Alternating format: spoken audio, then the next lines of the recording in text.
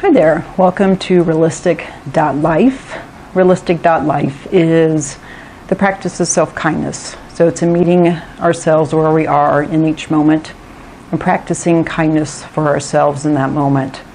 If you'd like to find out more about Realistic.Life, you can follow me on my website at Realistic.Life or on Facebook at Realistic Life Community.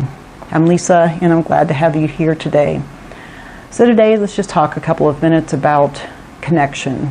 So when I look at our world today, especially over the last couple of weeks, the post-election, what most has struck me is that we all seem to want to be heard, but nobody's listening.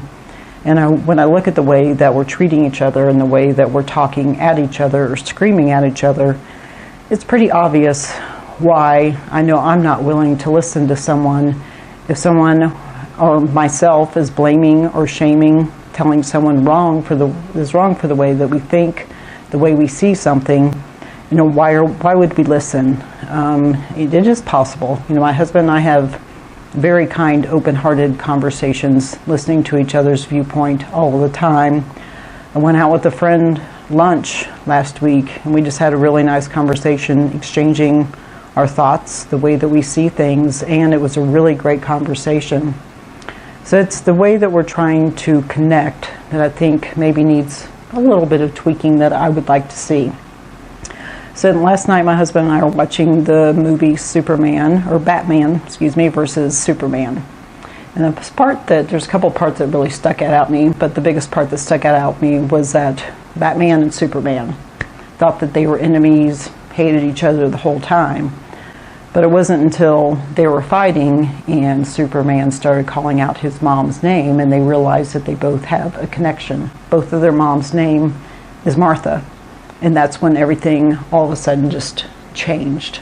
They decided to be on the same side, decided they were going to call each other friends and be there for each other. So it was that one moment of finding a connection. Sometimes we might find a connection with another person and we might be like, you know what, your morals, values are too far off of mine. And that's okay. Maybe you don't want to be in each other's lives, but it doesn't have to always be a hatred type thing or saying you're wrong, I'm right, and the blame or the shame. So I think, for me, I know what I love most in life is that connection to people, really having that heart-to-heart connection, finding that one thing that we each have in common. So maybe the next time, pay attention maybe to the way that you're talking to someone else and kind of just see what your intention is. Or maybe just question the way that someone is talking to you. Are they blaming and shaming? Or are they really looking to have an open-hearted conversation where you can find that you have something in common, find that connection? So I hope as you go out into life, maybe you'll make some connections.